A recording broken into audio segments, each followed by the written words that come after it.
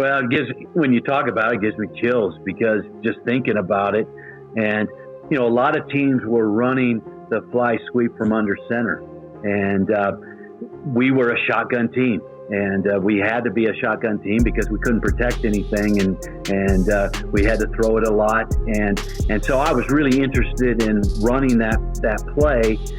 And we were in spring ball, and every time that we'd run it, the snap may be a little bit off, and it just threw all the timing off. And I was about ready to ditch it, and then something just popped into my head that, why can't we just put it in the air? Because if the snap's a little bit off, we can adjust with that. And so I just stopped practice. I'm like, let's try this again. And we coached them up on it, and it worked perfectly. Welcome to Inside the Headset, presented by CoachComm. Each episode pulls back the curtain on the coaching profession, spotlighting voices from every level of the game and offering lessons and insights for your own path. But first, a word from CoachComm. Deuce left, check with me. If they're in quarters match, we're going to Pittsburgh or Ohio. They're in zero. Let's go Hippo, Seattle, wide choice. If we call the protection right, it's 6. When a play call is the difference between winning and losing, your headset choice could be your most important decision. When the call counts, CoachComm is the only choice for clear, dependable communication. Visit CoachComm.com for more info. We got it, guys. Good job. Follow Inside the Headset on your favorite podcast platform and subscribe to our YouTube channel for exclusive content. If you enjoyed this episode, please give it a like and leave a review. It really helps others discover the show. We drop new episodes each week, so hit that follow button and never miss a moment. Now, let's get inside the headset. Coach Stitt, how are we doing today? I'm doing awesome. Thanks for having me. Yeah, I'm super excited about this as at the Tom Young, former offensive guy, trying to figure out the business, who's doing all the cool stuff and and the revolutionary stuff. It's cool to kind of be on, just remembering those days and how awesome it was rolling through that School of Mines film back in 2010, 2011, 2012, those years. So definitely my pleasure. And every podcast we start off with the same question: when did you know you wanted to be a part of the profession? But you had kind of a unique situation where you stepped away from the game for a little bit after serving at Colorado School of Mines for, I believe, 15 years, and have the opportunity to come back, almost a decade later and be the head ball coach there again. So I'm gonna change the question a little bit for you. When did you know it was time for you to come back to the profession? It was interesting because when I first was out of work and we were living in Texas, my best friend offered me a job in sales, and because Kevin Sumlin had called me and talked to me about being an analyst down at Arizona, and me and my wife were like, we're going to do that. And then my youngest son came up to me and said, Dad, I don't want to go. And I said, what do you want to do? And he said, I want to move back to Colorado and graduate with my old friends at Arvada West High School. So I said, all right. And cold turkey, I just quit. Wow. And we packed everything up and went back to Colorado, and I started working for my best friend and really didn't know where things were going to go. And I still had the mindset that I wanted to coordinate on the FBS level or be an FCS head coach. And I was working through those years and trying to get accustomed to sales. And then I'd been out 3 years, and the head coach at Valor Christian, Brett McGatlin, called me and asked me if I would like to come be the offensive coordinator. And I wasn't sure if that's what I wanted to do, if I wanted to go back into high school. But my health insurance was awful, and my wife needed 2 new knees, and they offered me a job where I would be full-time, no teaching, full benefits, and I could get my wife 2 new knees. And so I said, yes, I'll do it. And so I went and coached at Valor, and I absolutely loved it. I absolutely loved coaching high school football. And Brett was awesome to work for. We had a great year, went 11-2, ended up losing to Cherry Creek in the semis. And they had a great team. And it was looking through the circumstances that we weren't going to be back. And I was going to be out of coaching again. And that was the time that the juices started flowing when I went to Valor. I wasn't sure that that's what I wanted to do. And when I got done with that season, I'm like, man, I got to coach. Yeah. And so I tried to get back in. And when you're out for 4 years, everybody, they think you forgot everything. That's right. And it's hard to get back in. And then just for the first time in my life, I was at peace that I may never coach again. Okay. And I'm just going to be a husband and a dad and just live. And then it was maybe 7-8 days later, the Mines thing happened. And so one of my former players texted me and said, looks like Pete's going to Montana State. And I'm like, that's interesting. I showed my wife, she's like, are you going to call it the AD? And I'm like, yeah, I'm going to call him tomorrow morning. And I called David Hansberg and I said, David, I think it'd be cool to come back to Mines. And he goes, I'm glad you called. And so that's how it all happened. And it was the first time in my life, or first time since I've been out of football, that it's absolutely what I wanted to do. And it was the perfect thing to happen to me. And I live 9 minutes from the stadium. Oh, that's huge. Yeah. That's it's awesome. Probably coming to sitting in that seat every day, which is such a different perspective than maybe the first go around. And so I love the way that's went down. And I do want to ask, even in the short period that you were out from the collegiate standpoint, recruiting is just with NIL, one-time training, just all the stuff that's kind of compounded and snowballed here over the last 4 or 5 years. Like, how do you come reinsert yourself in the game? Like, obviously the football stuff is, that's what you do. You're good at the X's and O's and, good at all this stuff. But, this recruiting landscape has changed. Like, how have you adapted with it over, the couple of years that you were out? Well, it's pretty crazy. And I've watched from the outside looking in and talked to a lot of my friends that are going through the whole portal thing and the NIL thing. And it's not as much fun to coach, I don't think, now in that landscape. The beautiful thing about School of Mines is we don't deal with that. Since the portal started, we've lost one guy to the portal, and he's likely going to be the starting punter for the University of Alabama. And so he got some NIL money to go over there and punt in the SEC, and that was good for him. But we don't lose kids because they would be crazy to go through the first 2 years of Mines academics and leave and not get the degree. They're not going to jump because it's going to cost them hundreds of thousands of dollars if they don't get this degree.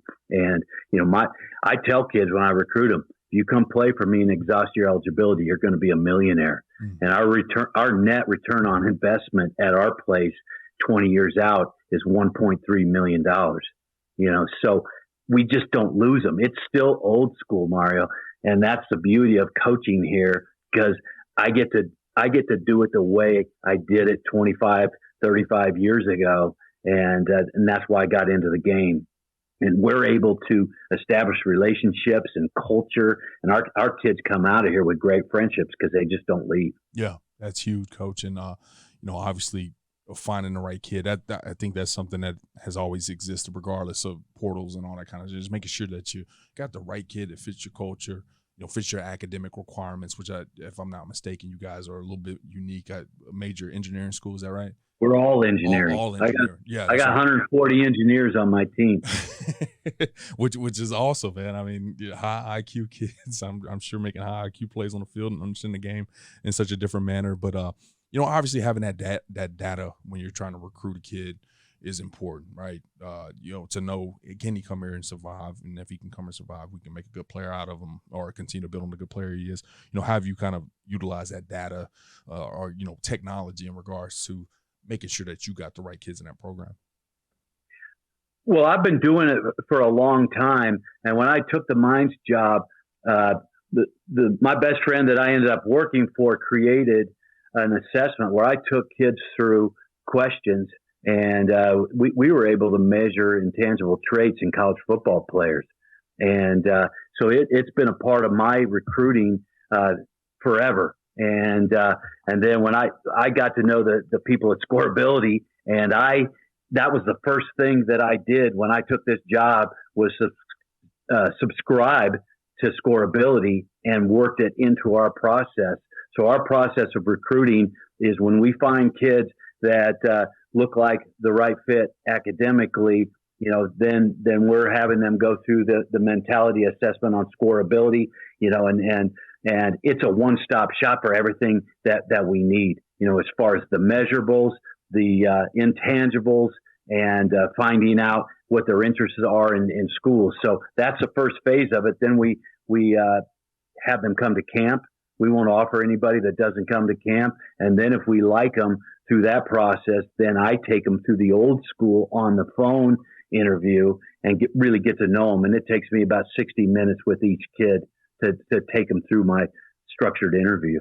Yeah. And, I believe you spoke at the convention this past year. I think you sat on that Scorability panel. And when we get back, almost like a ball coach watching his game, like obviously as the director of education, I sit back and watch all the sessions and, just see what's good, what's not, who does a good job and all that kind of stuff. And, one of the things that I noticed and you spoke about to a certain extent was just with the accelerated pace of recruiting these days, how something like that, where you can streamline and kind of have that recruiting process that you believe in, that you, like you said, you've already done well before ever using any of these type of tools. Why is it important for a program like yourself to just be able to weed out people that won't fit? Well, we can go into Scorability and look at a lot of different things because the measurables in there are verified, and we can go in and are they an engineer or not? That's a big deal. And GPA and transcript and all that stuff that's verified is huge. And then that mentality assessment, we've got to find the kids with the right traits, the right strong traits to be able to do it off the field and off the field. And we've been working with this for a long time. And when I took the job, I had 10 years of previous players go through the Scorability mentality assessment. And so we looked at the traits from the past 10 years that they were strong at. And now we're trying to replicate what Mines had done, lately, and they've been in 2 of the last 3 national championships. Right. We want to find the same types of traits in those kids. So, that's where I thought it was really, really neat is I took my whole team through it that's here now and previous guys, and then we're looking at the traits that we want to go after in each position. Yeah, that's huge. And I was going to say my last year in the profession before I took this job at the AFC, I had a job at Davidson College FCS program out in North Carolina. Extremely high academic. It was on a few like non-scholarship FCS programs that was huge on academics. And it was a challenge, sitting at a FBS program for the previous 6 years where you just walked to school and you said, can he play ball? Obviously you want to know if he's a good kid. Don't get me wrong. We weren't skipping any corners there, but you start to realize that, man, it's a certain type of kid that can come and thrive here, survive here, paid to be in school here, and just to be able to streamline that process is huge. So anyways, like I said, I saw you on the Scorability panel. I thought it was awesome. We'll leave a link in the show notes for people to go back and kind of check that out. But I want to take it way back real quick, okay? So we asked what made you come back, but let's take it back to pre-1987. When did you know you wanted to be a part of this profession before you took that first role at Doane? Well, it went way back before that. I was living in a small town in Kansas, Summerfield, Kansas, and we had 225 people in town. And there was nobody in town that was the same age as me. I was a first grader. And one day I wandered up to the school, and they were having football practice. And I went up there and hung out for the whole practice, and I was hooked. And so I ended up the student manager for that football team, and I was 6 years old. And I didn't think nothing of it back then. Right. And now I think of a 6-year-old kid, I was handing out salt tablets after practice, and it's like people don't know about salt tablets. And I was carrying all the equipment out, and then the coaches would have field goal kicking competitions, and I'd hold for them. And it was part of my life. And so I didn't miss a practice from 1970 through 2019. Jeez. So it was part of my life. Football was part of my life, and my goal was to be a high school coach. I went to Doane College and went through teacher education, and I was going to be a high school coach. And then once I started playing, I was like, man, I'd really like to be a college coach. And so then I coached as a student assistant for 1 year at Doane when I was finishing up school, and then went to Nebraska Wesleyan after that, and as a part-time role where I had to go work at a fitness club and try to make it just to pay the rent. And then Joe Glenn offered me a job at Northern Colorado as a GA, and it was my first time that I kind of was making enough money to make it. And then when I was done with my GA and got my master's at Northern Colorado, they offered me the offensive coordinator job back at Doane, and that's when it really, really hit. And I couldn't believe somebody was paying me $12,500 to coach football, and I was like, this is heaven on earth. That's right. And that's how it all started. Now, I want to ask, and kind of lumping that first decade together just a little bit, that rise in the profession you just mentioned. One of the interesting things I saw was you played running back at Doane, you student assist, and then you have the opportunity to kind of stick around and be the DBs, work with the defensive backs. Then at Nebraska Wesleyan, you're working with the running backs again. You're an offensive graduate assistant in Northern Colorado. You come back, you're the OC/offensive line, and then kind of in that 10-year frame, as I mentioned, or I go ahead and stretch it out 12 years to all the way up to Harvard. Special teams coordinator, offensive coordinator, associate coach. I mean, you did so much in 10 years. Why? How was that important for you in the totality of your career, just to have all that exposure? Each year you're kind of doing something a little different at a different level, different place, different region. How impactful was that? You do what you got to do, and I never thought I was going to become an offensive line coach, but I needed to at the time, and I needed to learn the stuff up front, because when you're coaching at the NAI level, small college level, as a coordinator, you need to understand it all. And then, so I learned the offensive line and spent a bunch of time just travel around talking to people, clinicking with offensive line coaches wherever I could go. And then I found out that I fell in love with the offensive line, to where that was the most fun I ever had coaching, was coaching offensive line. And then, when I went to Austin College, we needed help with special teams. So I did special teams. You do what you need to do, and you're not worried about what you're getting paid and all those things. It's just like, you're so happy to have a job and help that team win. You're not worrying about it. And for young guys, that's something that you got to understand, is you do whatever it takes to do a good job there, and then things will take care of itself. You'll end up getting opportunities if you take care of where you're at. That's right. And a lot of guys that spend a lot of time, looking at the next job instead of worrying about where they're at. And I think that was one of the reasons I was at mine so long the first time. I was there 15 years, because I was so focused on winning at the place I was at. I'd always missed the hiring cycle. And by the time I came up to breathe, it's like, shoot, all the jobs are gone. And then we started having some success, and some people started calling me. I never applied for a job ever. I got calls, and I'd look into them that way. But I loved coaching and working with kids, and I would do whatever I could to help them be successful. Now, kind of lumping that decade up, like I just said, you were Harvard, Austin College, Doane, Northern Colorado, Nebraska Wesleyan, and Doane for that initial job. I mean, so you, like I said, you got a wide array of levels, positions, pay, just all the things that kind of come with this profession. And this is probably a hard question for you to answer, but out of all those stops, which one was the one where you're like, man, that's where I really grew as a ball coach? That was tough and it made me better, or just we had success and it made me better? Which one of those stops were, one that you hold maybe a little bit closer? And maybe there's not one, but is there any one for you? The first time of Mines was definitely, Mines was the dead last computer ranked team in Division II when I took it over. And so we were doing it at a place that had never won since the 30s. And I think the previous 77 years they had 11 winning seasons. And so we went in there and no one thought we could get it done. And so I was learning on the fly as a head coach and running a program. And 5 years later, we're undefeated and top 5 in the country. And so that's where that's where I had the most fun, as a coach and have a lot of bond with all those kids that I coached.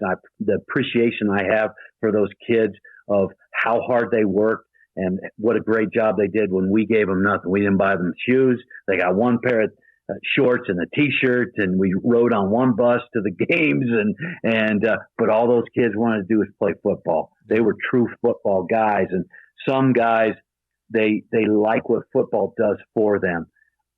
I want guys that love football, that go play in a gravel pit in front of nobody, because they love the game so much. And that's what our guys got nothing. Our facilities were terrible. The school was very, very difficult, and everything was hard in their life, but they just kept persevering. And I remember my first recruiting class, we brought in 72 kids in that class, incoming freshmen. 8 graduated. Those are the kids we won 12 in a row with, and finished 5th in the country. The strong survive. That's right. Now, a couple questions I got over that time frame, and I guess I'll start a little bit with kind of left me a great segue there. You pull up there last in the country, and so not maybe that's the only job offer you had to be a head coach, but man, that's a tough job to go and take. The easiest thing you could have did was look at the academic rigor, look at the facilities, and do what I've seen a lot of coaches do, and I'm sure you've seen do over time.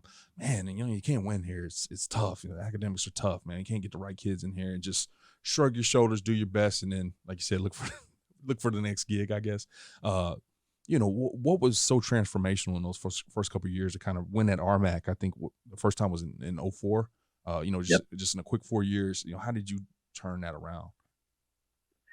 Just really focused on the task at hand and coming to work every day and working with kids, working with the staff, recruiting the heck out of things and just never worrying about the next job.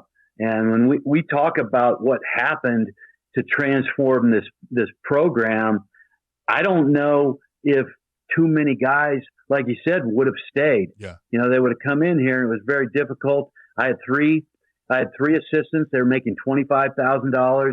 They were teaching 4 classes. I was teaching 4 classes, and we didn't have 1 hour during the week where our staff could get together. We had to meet either before school started or after school was done because we were always teaching.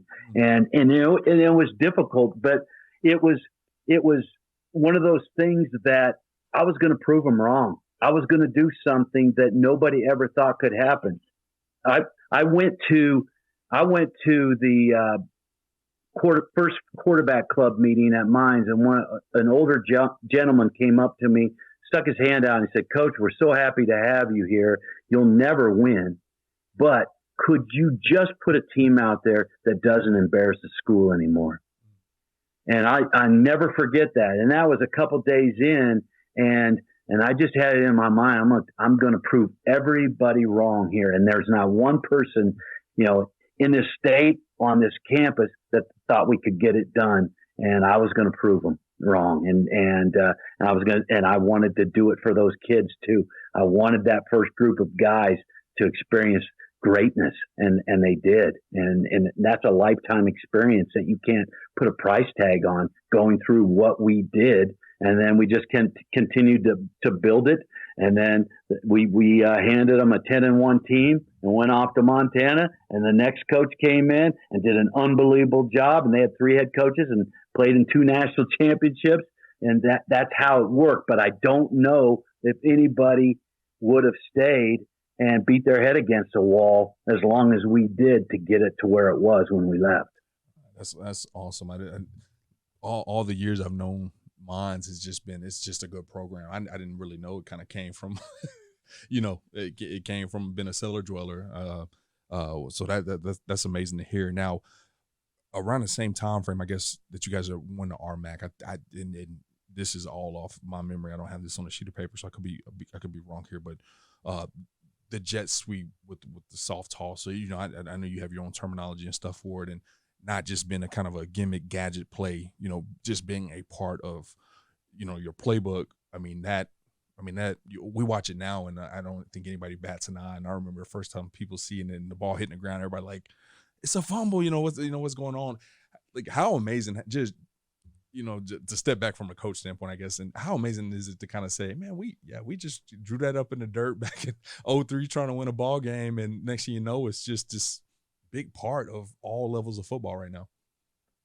Well, when you talk about it, it gives me chills, because just thinking about it, and a lot of teams were running the fly sweep from under center, and we were a shotgun team. And we had to be a shotgun team because we couldn't protect anything, and we had to throw it a lot. And so I was really interested in running that play. And we were in spring ball, and every time that we'd run it, the snap may be a little bit off, and it just threw all the timing off. And I was about ready to ditch it, and then something just popped into my head that, why can't we just put it in the air? Because if the snap's a little bit off, we can adjust with that. And so I just stopped practice. I'm like, let's try this again. And we coached them up on it, and it worked perfectly. And then the next season, we ended up running it, and the defense had never seen anything like this. And it was difficult for them to adjust to it. And what I've found is that I love the play, get that in a playmaker's hands and put it, early in a game and let him make a play. But what we found is the fly motion is way, way more valuable than the actual fly sweep where you put it in the air, because you're forcing the defense to adjust and have a plan to it. And the old days, when you motioned, they just wait till you cross center and then they'd make their adjustment. Well, now it's coming, and they've got to tell you what's going to happen. Are they spinning safeties? They trapping the corner? They bumping backers? They've got to have a plan for that. And I talked to one of the great D coordinators in Division I, and I asked him about it. And I said, if you play a team that has a bunch of fly motion, how do you adjust? He said, we can't have as much defense in that week. So just having that in, it's huge. And then you start getting people to adjust early. And now you can put your return motion in. You fly it and you return it, and you add a guy now after they've adjusted their secondary or the backers or whatever it is. So you can mess with them. Yeah, what's so interesting is since I've been out, I've always been kind of an offensive nerd, and maybe early 2020s, it was like the counter. Everybody's running the counter, every type of way you can cut it. And what's been a flavor of the last few years has been kind of a return to this motion and orbit motion and spinning guys out, and like it all stems back to a lot of that stuff, right? Guys sprinting across the ball, creating issues in terms of numbers on either side of the ball, and indirectly, you have a big part of that. The flavor of college football right now, even in 25, from back all the way back to 2003, and I want to say I remember in 12, 13, Dana Holgerson, I believe, was at West Virginia, and he straight up was like, yeah, this is dude named Bob Stitt out in Colorado is doing all this kind of stuff. I think he said in a post-game interview, and that's kind of when, I think when I was able to find out that you were kind of a pioneer of that. And just out of curiosity, how many phone calls, how many staffs came to visit you over those 14 years, especially after that period of time when you guys were doing that? A lot, and Dana had become a friend over the years. And I remember that it was 2005 after we ran the fly sweep the first time. And somehow the word had gotten to Coach Leach that I was running something like this. And he wanted to trade some tape with us. And, you didn't have the internet back there. Back then, you didn't have Twitter and seeing all these clips all the time. And so I remember trading two VHS tapes with Coach Leach. He gave me 2 games, and I gave him 2 games, and then I got a call right after the signing date to come speak at a one-back clinic at UNLV, and Mike Sanford was the head coach at that time, Mike Sanford Sr., and Dana was there. Sonny Dykes was there. Coach Leach didn't come. He sent those two guys. They were both at Tech at the time. And Hal Mummy was there. He was at New Mexico State. Mm-hmm. And Southern Utah staff was there, and then obviously UNLV. And I spoke on that, and they had never seen it. And they were going crazy. Hal Mummy thought that was the greatest thing since sliced bread, because you could you could run the ball, so to speak, and get passing yards for it. Right. And he loved it. So that's where I got to know those guys was that weekend. And then Dana and Sonny Dykes took it back to Coach Leach, and the only way he ran the fly sweep was under center. They'd be in the shotgun all the time, and he'd go under center and he'd run that. And so he didn't want to do it at Tech. And then I was down in Houston at a fundraiser, and we got done early. And I'm like, man, I wonder if University of Houston is practicing. So I just walk out there, and nobody says a darn thing to me. I actually had golf stuff on, and I'm watching Dana do his thing with the quarterbacks, and he finally sees me, and he's like, "What are you doing here?" And I'm like, "I'm just watching some football." And he's like, "Did you see us running the fly sweep?" And I'm like, "Yeah. How come you're not putting it in the air?" Because they were handing it off. And he goes, "I forgot about that." He goes, "Come here." And he goes, "Case, this guy's going to teach us something." It's Case Keenum. Case Keenum. Yeah. And so I said, "Case, who's your fastest guy?" And he got Tyron Carrier over there. Yeah. And we just worked it out. We had 5 minutes. And I showed him about when to have the ball snapped where he was at. And we ran it a few times. And then the horn sounds, and Dana had that look in his eye, and he goes, "Watch this." And we go over there. The first play, they ran it. Nobody on offense knew they were doing it. Just Case and Tyron. And he came just flying. And Case put it in there, and the running back just continued to run his route, and it went for probably 11 yards. And I remember Coach Sumlin was like, "What the heck was that?"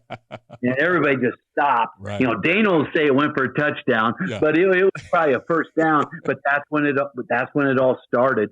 And they had run it a bunch at Houston, and then Dana ran a little bit, I think, at Oklahoma State. But then it never really caught fire until the Orange Bowl when they beat Clemson. And Geno Smith set the Orange Bowl record for passing touchdowns, and every touchdown was every pass was 2 inches. And I mean, it was awesome, and that's how it all my name got out, and so a lot of guys wanted to come watch us in the spring and see how we did it. Yeah, that's awesome. So you were kind of honorary University of Houston coach for about a period, about 5 minutes. That's pretty awesome. That was fun. No doubt.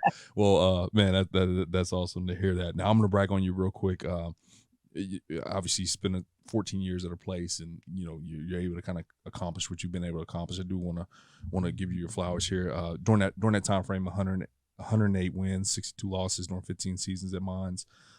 Program's all-time leader in wins. Won an RMAC in 04, 10, and 14, as well as postseason appearances in each of those seasons. Coach of the Year in 2004, 2010, AFCA Regional Coach of the Year in 04. Coached 16 All-Americans, 31 All-Regional selections, 129 All-RMAC performers, along with 2004 Harlan Hill Trophy winner, which is the Heisman equivalent for those that aren't familiar with it. Chad, I'm going to butcher that name. Freehoff. And 2010 finalist Clay Garcia. During his 15 seasons, Stitt was inducted to the Mines Athletics Hall of Fame in 2021, which is, I mean, just that's a career in itself. You could dust them off and go play golf for the rest of your time, man, and that'd be as good as it gets. To be able to really, the last part I kind of want to hit on is, to be able to have that opportunity to be in the Hall of Fame and then return back to be the head coach. Like, when you showed up, like you said, at first, guys, like, if you win a game, you've done more than what we've done. Does that put any pressure on the situation at all? Just kind of what you've done already? Yeah, I don't think that they were ever going to hire me back when they put me in the Hall of Fame. But there's definitely pressure from the outside because of the standards that have been established just over the last 5 years, and they've won a ton of games. But there's never more pressure from the outside than what I put on myself on the inside, and it's winning to me is not anywhere close to satisfying as much as losing is bad to me, and so that's why I work so hard, and we are, we have a lot of work to do because everybody's watching. All right, Stitt, let's see what he can do. Now he's got a stadium to recruit to, and the support staff's different. The funding's different, all that kind of stuff.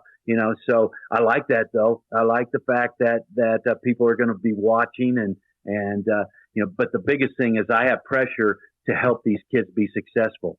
When I got hired, I didn't have a 5-year plan. I had a 5-month plan, because most coaches, when they get their first head coaching job, here's my 5-year plan. This is where I want to be then. Well, that doesn't help the seniors or the juniors, and I want them to win now. So I'm focusing on my kids and getting them ready to go and establishing the culture and the discipline and the accountability and giving them a really structured environment, So that's it. It's hard to win a football game. A lot of people don't realize that. A lot of ADs don't realize it's hard to win one, much less 10 every year.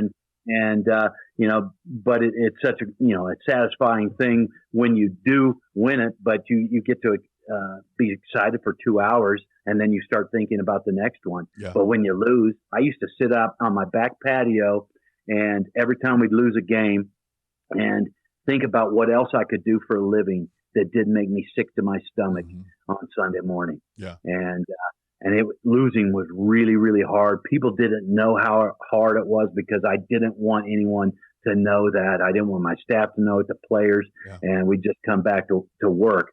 But it was very difficult, and very few times did we ever lose 2 in a row. And so we were going to get it right. You just said some kind of gave me some goosebumps. I coached 2 years at Division II level. My first year there, we played at NAI school for our opening game, and we won. It was sloppy and ugly. We won by 4 points or something like that. And just been the young guy on the staff, I'm kind of hanging my head because we didn't play particularly well on offense. My position group didn't play particularly well, and my offensive coordinator put his hand around me, said the exact same thing. He said, "Man, winning is hard. You cannot come down here and." It's like, yeah, we're going to fix it. We're going to show up tomorrow. We're going to fix it, man. But you got to enjoy these W's because they're hard to come by.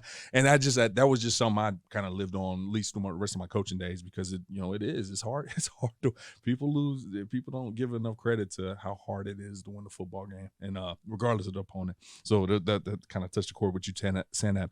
I definitely would be totally upset at myself if I don't hit these last couple spots, but I'm gonna try to make sure we fit them in. So after bringing the School of Mines all the success from 10 to 14, you decided to take a job at Montana. I can only imagine, building something from the ground up, a place that was not supposed to win, a place that had every reason not to win, to making it a competitor and laying the foundation for what it is now and the expectations that exist now. What went into that decision to take that job? Well, not too much, because you don't say no to Montana.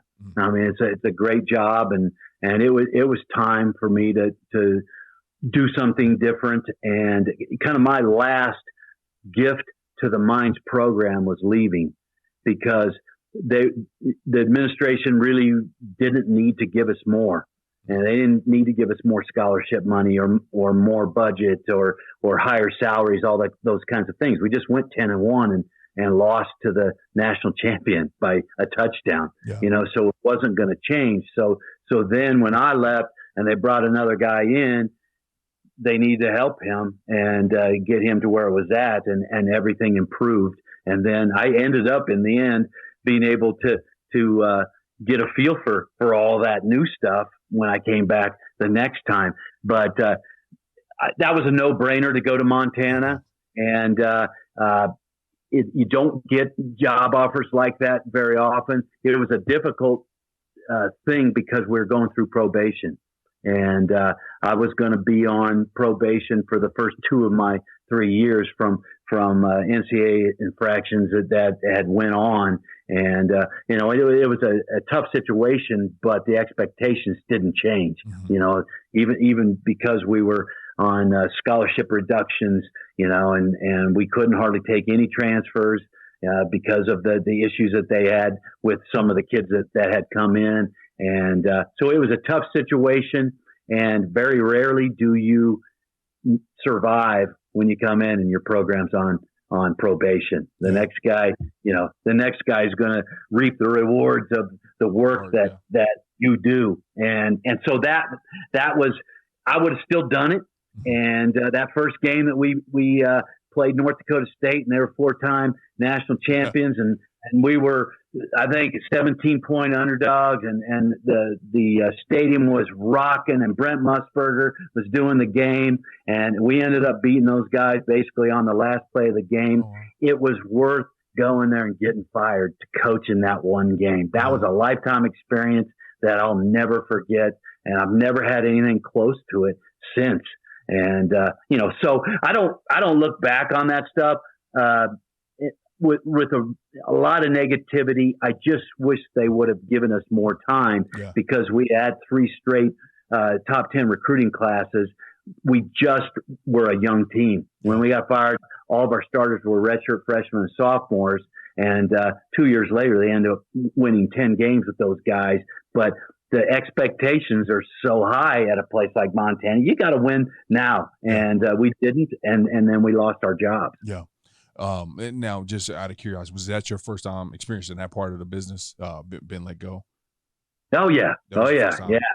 And that was tough. And I had young kids.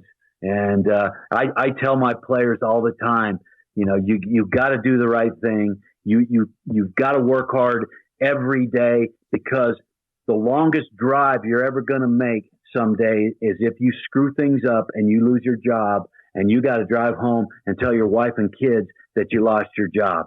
And I told them year after year after year, rules are rules. You don't have to agree with them, but you got to do them. You got to have discipline. You got to have accountability, because that's going to help you be successful. Well, that drive home that day was the longest of my life. And I had to go pick up my kids from school and tell them, and the tears are running down their face. Yeah. And, there's never been anything harder than that in my life, So, luckily Coach Gundy gave me a call, and I got to go be an analyst for him, which was awesome. But I would have liked to finish the job at Montana. We went 7-4 my last year, and that was my third year. Well, I went 7-4 my third year at Mines. Had they fired me after my third year, they would never saw the success that they had here, and there just wasn't enough patience there because of the history of Montana for me to make it through a 7-4 year. And you got to beat the Cats when you're at Montana, and you don't lose the rivalry game. And I didn't know quite how important that last game was. We should have probably practiced against what Montana State did every single day of practice, because you're better off going 1-10 and beating those guys than going 7-4. Yeah, that's correct. 7-4. That's obviously it's not going to get you a conference championship or anything like that, but it's not a bad record. I didn't realize that was your last year. It wasn't bad, and the schedule was very difficult. We played Washington, and they were undefeated and number 7 in the country, and we lost Weber State, which ended up number 2, and we lost to Eastern Washington, that was number 12, and that didn't matter. And that's young coaches that are going to listen to this. If you got a rivalry game, you take that thing seriously, and I would put more emphasis on it if I was back in that situation again. Absolutely. Now, I know we got to come to a close here. You mentioned Coach Gundy gave you an opportunity to kind of be an offensive analyst, probably the most different way you ever looked at the game at this point in time, because you weren't coordinating for the first time or been the head coach since 1993, So, what were you able to kind of look at the game from that vantage point as an analyst and how were you able to grow in that year? It's hard because you're used to making the decisions and on the offensive side, and basically I would just have to take a look at what the defenses were doing against us and just give them my 2 cents, and you want to have a huge impact. But if you can just give that offensive coordinator just a little bit of information that might help him with the game plan or the calls or at halftime or whatever it is, I'd be watching certain things and I'd be like, hey, this could be something that could help. And I had a lot of conversations with Coach Gundy, me one-on-one, with him, and it was good. And I remember we played West Virginia, and they were midpointing. They were playing that odd front, midpointing their defenders, their overhang defenders, and we couldn't run the ball. We had Justice Hill, a future NFL guy, and we kept handing it off, and we couldn't get them blocked because they're midpointing them. And I went at halftime. We had to win that game to make a bowl. And I went and talked to Coach Gundy, and I'm like, Coach, we got to throw a smoke route or a bubble or something off of action to make those guys become honest. And he's like, what out of what formation? I'm like, that one right there that they've got drawn up. And he stood up and goes, you know what we got to do? And so we went out first drive and threw a couple smoke routes out there, and then we started handing it off to Justice because we were able to dig them out in 2x2, dig out those defenders, and we ended up coming back and winning that game and went to a bowl. And Coach Gundy had a huge streak of bowl appearances, and now that was a good feeling because it was just a little thing that I could help them with, but it made a big difference in the game because I wasn't having to call the game and have all that pressure on me. I was just looking at little things and pass that information on. So that was a cool thing. Yeah, that's awesome, man. Just out of curiosity, how hard was that season for you to not, bite your tongue, I would imagine. I'm sure there were some things that you saw that was like, man, if I was calling this, boom, right here, was that a difficult part? Obviously, in that moment, you felt like, I got to say this, right? We got to get these Apex players out of here. But was that kind of something that was all season where you felt like you had some ideas? It was hard, and because you're seeing it, and my mind works different than other guys and how I see the game. And I would see stuff, I'm like, man, if I would have had this player and they were doing this to me, we would be killing this. Right. And one of the assistants that I kept trying to have him do certain things, and one of them was throw the bubble. We'd run fly motion, and once the bubble the fly went on and he went into the bubble, nobody'd cover him, and we would never ride it and throw the bubble. So that's just triple option football. And then a couple of years later, he ended up calling me. He goes, I should have listened to you on that, which was funny. And it was hard for me to even in that West Virginia game to go up and talk to Coach Gundy, but I was like, I felt like I had to do it for him. And I was nervous about it. And I went back there and I said, Coach, I need to tell you something, and I didn't know how it was going to come out, but I needed to do that for him. He had given me a job and I thought it was the right thing to do. That's awesome. Probably even more awesome that he went out there and ripped a few of them out, and pulled those Apex backers out and let y'all go to work. I mean, that's pretty awesome. Now, we kind of close it here at your last stop, since we kind of started on at your return to the profession. 2019, you get the opportunity to be the offensive coordinator, quarterbacks coach at Texas State down in San Marcos, Texas. What made you take the job, and what was your experience over that course of that year? Well, it was. I had gotten a couple job offers, Texas State and one other job, and I wanted to go back to Texas. I always liked Texas, and I lived there one other time, and so getting an FBS coordinator opportunity out of the analyst job, I was very excited about it, and went down there and did the best we could. Obviously, we didn't have a great team because the other staff got let go for winning 3 games, and we had some season-ending injuries to the offense, especially on the offensive line and running back that we didn't have kids that they even had the year before. And it was, again, it was just kind of one of those things that we were getting better, and then we just got the plug pulled on us. And I just wanted to finish. It's like one of those things that you build this thing, and you want to build trust in the kids where they trust you, you trust them, and you're getting that culture going. Your kids are playing hard, and we just never got in 1 year. You just don't have a chance to do that, and that's the biggest disappointment was we didn't have a chance to go through multiple years and work through things. So it's life. It's coaching. It's like if you're in coaching long enough, you're going to end up getting fired, and guys are going to have different opinions on how things should be done than you, and maybe you're not a great fit. And it is what it is. But Mario, the thing is that had that not happened, I wouldn't be sitting here right now, back in Golden, Colorado, at the place I was the happiest in my life, and coaching the best kids in the country. My wife's from here. She loves it. My kids grew up on this campus, and I'd be somewhere else. Who knows? And everything happens for a reason. You got to keep faith and I was fired twice in 2 years. And you just got to keep faith that you know what you're doing, and just keep grinding, and things are going to work out. And they did. No doubt, Coach. Well, let me tell you again, it was my pleasure. More than just doing a podcast, obviously just been a fan of your work, your knowledge base, Division II football, just putting D2 on the map, just with the creativity and bringing that program back to life. And then also just on our behalf, man, we appreciate everything that you do, and we'll be rooting you on, okay? Thanks. Appreciate you. Right. Thanks, Coach. Bye.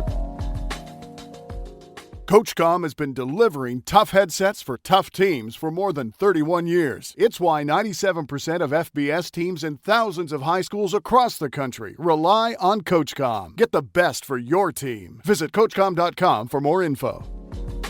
Thanks for listening to this week's episode of Inside the Headset, presented by CoachComm. If you'd like to learn more about this week's episode, head over to afca.com. There, you can access every episode and find corresponding show notes.